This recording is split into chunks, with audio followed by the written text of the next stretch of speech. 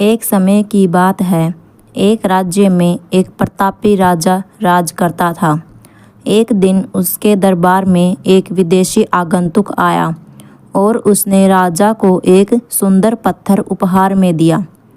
राजा वह पत्थर देख बहुत प्रसन्न हुआ।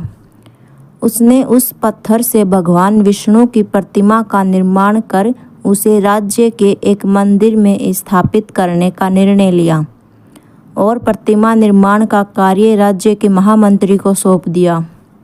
महामंत्री गांव के सर्वश्रेष्ठ मूर्तिकार के पास गया और उसे वह पत्थर देते हुए बोला, महाराज, मंदिर में भगवान विष्णु की प्रतिमा स्थापित करना चाहते हैं। 7 दिन के अंदर इस पत्थर से भगवान विष्णु की प्रतिमा तैयार कर राजमहल पहुंचा देना।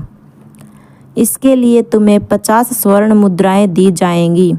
50 स्वर्ण मुद्राओं की बात सुनकर मूर्तिकार खुश हो गया और महामंत्री के जाने के बाद मूर्ति बनाने के लिए अपने औजार निकाल लिए।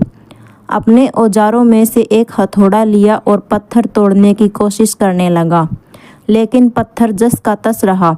मूर्तिकार ने हथौड़े के कई बार पत्थर पर किए, लेकिन पत्थर नहीं टूटा। 50 बार प्रयास करने के बाद भी मूर्तिकार ने अंतिम बार प्रयास करने के उद्देश्य से हथौड़ा उठाया, किंतु यह सोचकर हथौड़ा प्रहार करने से पूर्व ही खींच लिया कि जब 50 बार वार करने पर भी पत्थर नहीं टूटा तो अब क्या टूटेगा। वह पत्थर लेकर यह कहकर वापस आया कि इस पत्थर को तोड़ना नामुमकिन है, इसलिए इससे भगवान विष्णु की प्रतिमा नहीं बन सकती। लेकिन महामंत्री को तो राजा का आदेश हर हाल में पूरा करना था।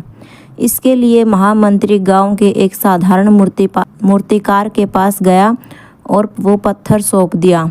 महामंत्री के सामने ही साधारण मूर्तिकार ने पत्थर पर हथौड़े से एक वार किया और पत्थर पहले ही वार में टूट गया। इसके बाद मूर्तिकार भगवान विष्णु की प्रतिमा बनाने में जुट गया।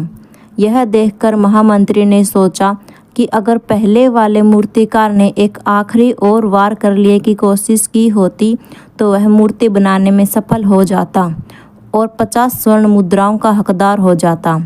कई बार हम बिना प्रयास किए ही हार मान लेते हैं, तो कई बार प्रयास करने पर भी जब कुछ हाथ नहीं लगता तो मन छोटा कर रह जाते हैं। कई बार हम बार बार प्रयास करने पर भी असफल हो जाते हैं, लेकिन हमें फिर भी अंतिम समय तक प्रयास जरूर करना चाहिए।